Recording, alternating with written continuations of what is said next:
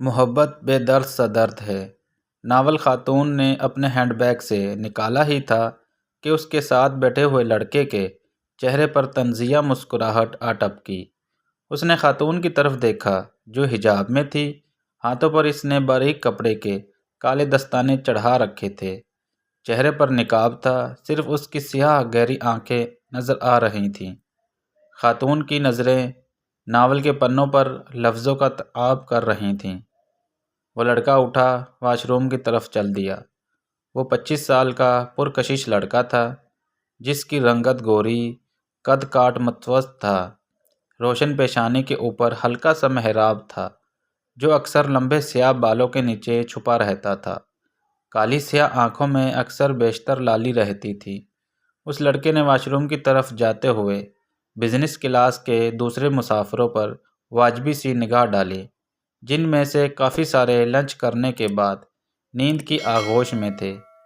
اس جہاز نے لندن کے ایئرپورٹ سے لاہور کے علامہ اقبال انٹرنیشنل ایئرپورٹ کے لیے اڑان بھری تھی۔ وہ لڑکا واپس آ کر اپنی سیٹ پر بیٹھنے لگا تو بیٹھنے سے پہلے اس نے پھر سے ناول پڑھتی ہوئی خاتون کو بغور دیکھا۔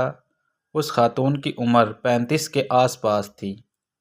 وہ اپنی دھن میں مگن ناول پڑھ رہی تھی۔ وہ نوجوان سونا چاہتا تھا پر اسے ناول پڑھتی ہوئی خاتون کی لائٹ سے الجھن ہو رہی تھی۔ پائلٹ نے مسافروں کے لیے آرام کو ملحوظ خاطر رکھتے ہوئے روٹین میں چلنے والی کافی ساری لائٹس آف کر دی تھیں۔ خاتون نے ناول کے اگلے صفحے کو پڑھے سلیقے سے پلٹا۔ لڑکے کی نظریں اس کے ہاتھوں پر تھیں جس کا انداز خاتون کو ہو چکا تھا۔ لڑکے کی بے چینی بھی اس نے بھانپ لی تھی۔ بھائی، آپ کو میری وجہ سے کوئی پریشانی ہے؟ خاتون نے نفیس آواز کے ساتھ پوچھا تھا۔ خاتون کا لہجہ اور طنز تکلیم نہایت ہی عمدہ تھا۔ تھوڑی سی روشنی میں بھی میری نیند اڑ جاتی ہے، لڑکے نے سنجیدگی سے اپنی پریشانی بیان کر دی۔ خاتون کے رخسار پر میٹھی سی مسکراہٹ نمودار ہوئی۔ اس نے بائیں ہاتھ میں ناول سنبھالا اور دائیں ہاتھ کی شہادت والی انگلی سے لائٹ کا بٹن آف کر دیا۔ میرے خیال میں تو نیند کا تعلق دل کے سکون سے ہے۔ دل مطمئن ہو تو کہیں بھی نیند آ جاتی ہے۔ خاتون نے لائٹ آف کرنے کے بعد نوجوان کے چہرے کا جائزہ لیتے ہوئے اپنی رائے دی۔ کسی کے مزاج کا تعلق سکون یا بے سکونی سے نہیں ہوتا۔ میں بڑا مطمئن اور پرسکون ہوں۔ نوجوان نے بھی خاتون کی طرف بغور دیکھا اور جواب دیا۔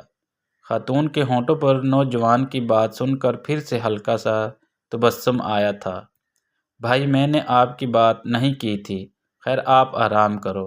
خاتون نے سیٹ کی پشت کے ساتھ ٹیک لگائی اور کھلی آنکھوں سے اوپر دیکھنے لگی۔ ناول اس نے اپنی گود میں رکھ لیا تھا۔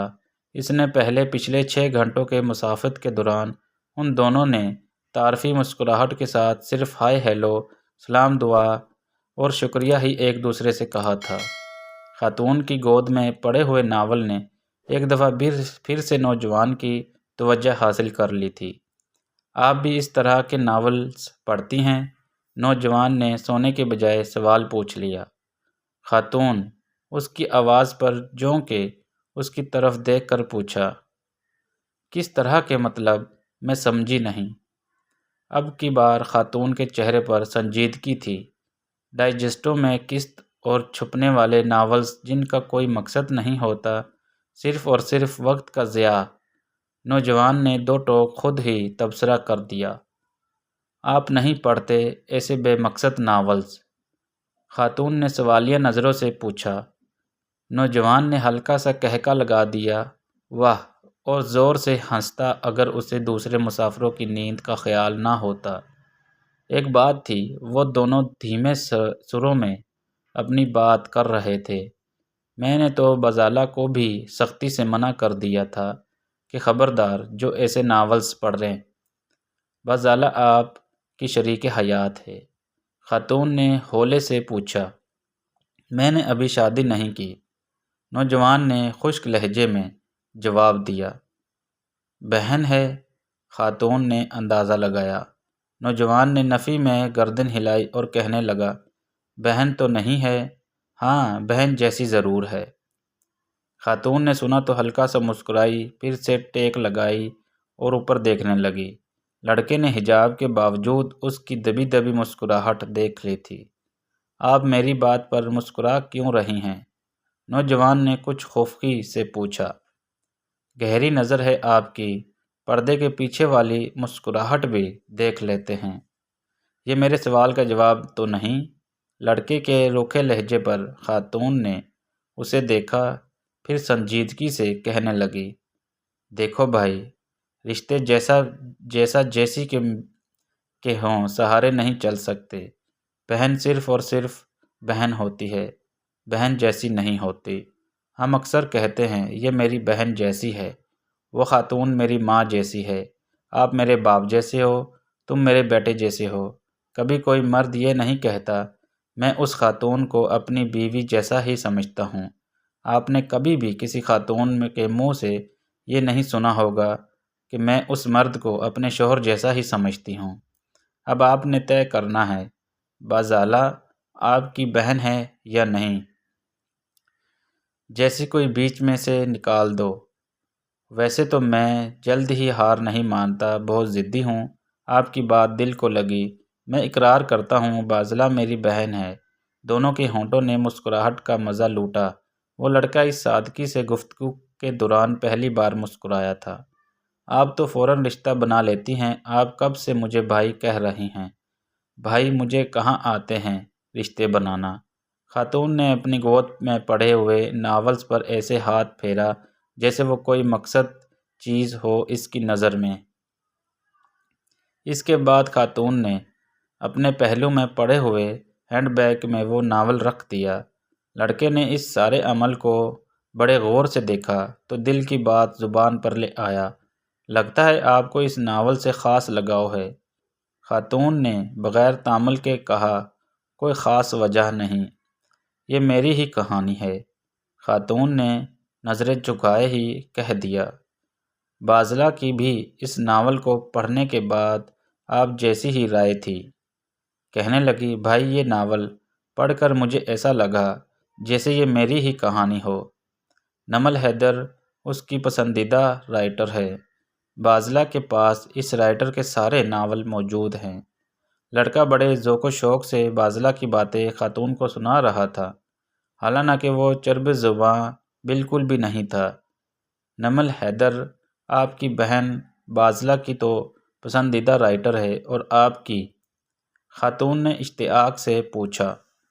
بزنس میں ہو؟ شعر و شاعری اور ادب سے بالکل لگاؤ نہیں۔ کتابیں پڑھتا ہوں، ضرور ہوں، مگر یہ فضول قسم کی نہیں۔ اور ادب، اردو شعر و شاعری کو آپ فضول سمجھتے ہیں؟ یس، ہمارے سارے ادب صرف دو لفظوں کے گرد گھومتا ہے، محبت اور عشق۔ جہاں تک شاعری کی بات ہے، وہ ہجر اور درد کے سہارے چل رہی ہے۔ دوسرے رائٹرز کی بھی بات نہیں کرتے، آپ نمل حیدر کو ہی لے لیں، سارے کے سارے ناول محبت پر ہی لکھ ڈالے۔ خاتون غور سے لڑکے کی باتیں سن رہی تھی۔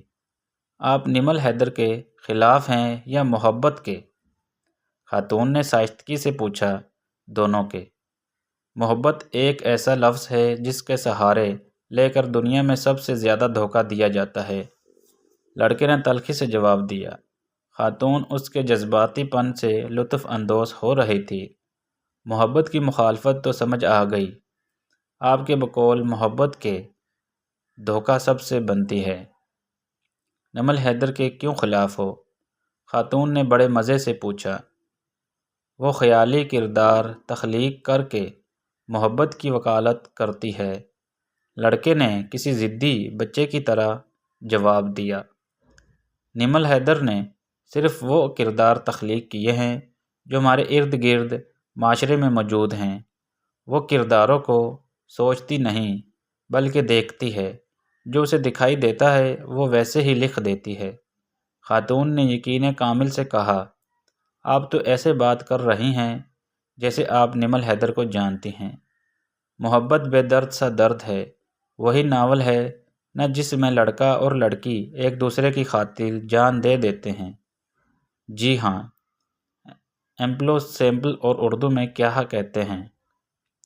ہاں یاد آیا، عقل سلیم اس بات کو ماننے کے لیے تیار نہیں۔ یہ بات میری سمجھ سے تو باہر ہے، لڑکا جذباتی انداز میں بولا۔ جو سمجھ میں آ جائے وہ بات کہلاتی ہے، اور جو نہ آئے اسے محبت کہتے ہیں، خاتون نے کسی دشوار کی طرح جواب دیا۔ وہ کچھ توقف کے بعد دوبارہ گویا ہوئی۔ ماں کی ممتا کو آپ کیسے سمجھ سکتے ہیں؟ اس نے عجیب نظروں سے خاتون کی طرف دیکھا اور کچھ دیر دیکھتا رہا، پھر ایئر ہوسٹس کو بلانے کے لیے بیل بجائی۔ ایئر ہوسٹس آئی لیکن اس نے پانی منگوایا۔ وہ پانی لائی، لڑکے نے ایک ہی سانس میں سارا پانی ختم کر دیا تھا۔ آپ نے جواب نہیں دیا۔ خاتون نے سوالیہ نظروں سے لڑکے کی طرف دیکھا۔ وہ گردن جھکائے ہوئے تھا اور اس کی نظریں مڑگشت کر رہی تھیں۔ ماں کی ممتا کو چھوڑیں، آپ یہ بتائیں نمل حیدر کو کیسے جانتی ہیں؟ لڑکے نے شعوری طور پر بات گول کر دی۔ خاتون نے جانچتی نظروں سے اس کی طرف دیکھا اور کچھ سوچ میں پڑ گئی۔ چند لمحوں کے بعد کہنے لگی، میرا ماننا ہے کہ رائٹر کی تحریر میں اس کی شخصیت کی عکاسی کرتی ہے۔ میں نمل حیدر کو اس کے تحریروں کے توسط سے جانتی ہوں۔ معاف کیجیے گا، آپ کی نمل حیدر خود بھی ایک کریئٹر ہی ہے۔ لڑکے نے پھر اپنی رائے دے دی۔ وہ کیسے؟ خاتون نے عجلت میں پوچھا۔ دیکھیے نا، سوشل میڈیا کے دور میں اتنی بیک ورڈ ہے، ٹی وی پر نہیں آتی، کوئی تصویر نہیں ہے اس کی، بازلہ بیچاری گوگل پر سرچ کرتی رہتی ہے اور اس کی نجی زندگی کے جیسے چاہے گزارے۔ خاتون نے سنجیدگی سے جواب دیا۔ وہ طنز سے مسکرا دیا۔ محبت پر لکھنے والی محبت کو نہیں سمجھتی، اسے چاہیے لوگوں سے ملے۔ لوگ اسے ٹی وی پر دیکھنا چاہتے ہیں، اس کی باتیں سننا چاہتے ہیں، اس کے ساتھ تصویریں بنوانا چاہتے ہیں۔ لوگ محبت کرتے ہیں اس سے۔ محبت میں دیکھنے کی شرط نہیں ہوتی۔ وہ اپنے چاہنے والوں سے جو کہنا چاہتی ہے اپنے ناولوں میں لکھ دیتی ہے۔ یہ محبت کی ایک الگ اور مختلف صورت ہوتی ہے۔ محبت مجھے نفرت ہے محبت سے، لڑکا ڈانٹ پیستے ہوئے بولا۔ اس نے اپنے دل کا غبار نکال دیا۔ خاتون نے شگفتگی سے اس کے شانے پر اپنا ہاتھ رکھا اور شائستگی سے کہنے لگی، دیکھو بھائی، محبت سے اتنی نفرت مت کرو۔ اگر یہ ظالم ہو گئی تو یہ کہ جو اس کے جتنا خلاف ہوتا ہے یہ اس سے اتنے ہی طواف کرواتی ہے۔ اپنے حضور خاتون نے نصیحت کی طنز پر اپنا نقطہ نظر پیش کیا۔ لڑکے نے اس کی بات سن کر اپنی آنکھیں موند لیں۔ کچھ پل دونوں اطراف خاموشی سے رہے۔ ہم بغیر تعارف کے گھنٹہ بھر سے باتیں کیے جا رہے ہیں۔ میں مزمل بیگ ایکسپورٹ ہوں، لیدر گوڈز اور ٹریک سوٹ کی فنانس جرمنی اور UK کے ایکسپورٹ کرتا ہوں۔ لاہور میں 2 فیکٹریاں ہیں۔ میں نمل حیدر رائٹر ہوں، کئی ناول لکھ چکی ہوں۔ نمل نے مزمل کے انداز میں ہی خود کا تعارف کروایا۔ مزمل بیگ حیدر میں مبتلا تھی، حیرت میں۔ وہ گھنٹہ بھر سے جس خاتون کی مخالفت کر رہا تھا وہ اس کے ساتھ ہی بیٹھی تھی۔ میں آپ سے کچھ کہنا چاہتا ہوں۔ دراصل میرا مطلب وہ مزمل بیگ نہیں۔ رک کر کہا، دیکھو بھائی، آپ کی کوئی بات مجھے بری نہیں لگی۔ اب میری سنو۔ آپ نے کہا تھا کسی کے مزاج کا تعلق سکون یا بے سکونی سے نہیں ہوتا۔ میں بڑا مطمئن اور پرسکون ہوں۔ اگر طبیعت میں محبت ہو تو سکون چہرے سے ہی نظر آ جاتا ہے، اسے بتانے کی بھی ضرورت نہیں پڑتی۔ آپ نے یہ بھی کہا تھا کہ نمل حیدر کریکٹر ہے۔ میرا ماننا ہے ہر رائٹر پہلے خود ایک کریکٹر ہوتا ہے، تبھی تو معاشرے میں بکھرے کرداروں کو جلد پہچان لیتا ہے، کیونکہ وہ اس کے قبیلے سے ہی ہوتے ہیں۔ میں نے آپ کو بھی پہچان لیا ہے، آپ بھی کریکٹر ہیں۔ آپ کی کہانی یقیناً بہت الگ اور مختلف ہوگی، پر ابھی ادھوری ہے۔ آپ محبت اور نفرت کی وادیوں کے درمیان خود کو کھوج رہے ہیں، جب آپ محبت کی منزلیں پا لو گے تو مجھے فون کرنا، تب میں آپ پر بھی ناول لکھوں گی۔ میرے ناول محبت بے درد سا درد ہے کہ کرداروں پر بھی آپ کو اعتراض تھا۔ آپ کے خیال میں وہ کردار خیالی ہیں، حقیقت ایسا تھوڑی ہوتا ہے۔ رفعت اور معیز کو میں نے خود اپنی آنکھوں سے دیکھ کر لکھا تھا، صرف ان کے نام تبدیل کیے تھے، باقی سب کچھ حقیقت ہی تھا۔ نمل حیدر نے بڑے سلیقے سے بات کی تھی۔ مزمل بیگ نے اس کی بات کو پوری توجہ دی۔ نمل حیدر نے اپنے ہینڈ بیگ سے اپنا لیدرز ویلٹ نکالا، اس میں سے اپنا وزٹنگ کارڈ نکال کر مزمل کو تھما دیا، جو اس نے چپ چاپ ہی تھام لیا۔ نمل حیدر سلیقے سے پھر بول پڑی، میں آپ کو ڈائجسٹوں میں چھپنے والے درجنوں ناولز کے نام بتا سکتی ہوں جن کو پڑھ کر ہزاروں افرادوں کی زندگیوں میں تبدیلی آئی۔ جس تحریر کو پڑھ کر بھٹکے ہوئے راستے پر آ جائیں، اس وقت کا ضیاع نہیں کہنا انصافی ہی ہوگی۔ آپ نے یہ بھی کہا تھا کہ نمل حیدر محبت کو وکالت کرتی ہے۔ مزمل بھائی، میں کون ہوتی ہوں محبت کی وکالت کرنے والی؟ محبت تو خود ہی ایک وکیل ہے، اور جس کی وکیل خود محبت ہو وہ خود ہی کفیل ہو جاتا ہے۔ نمل حیدر نے فصاحت سے ساری بات کی تھی۔ اس وقت مزمل کے روح روشن پر کئی ساری الجھنوں کا بسیرا تھا۔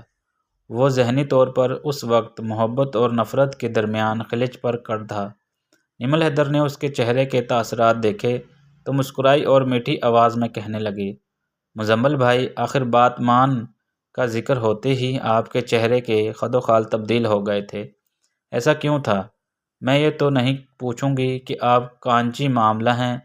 چند دن میں پہلے ایک نئے رائٹر ناول پڑھنے کا موقع ملا تو اس نے ایک لائن بڑی اچھی لکھی تھی، ماں جیسی بھی ہو جنت میں موسیٰ کا پڑوسی بنا دیتی ہے۔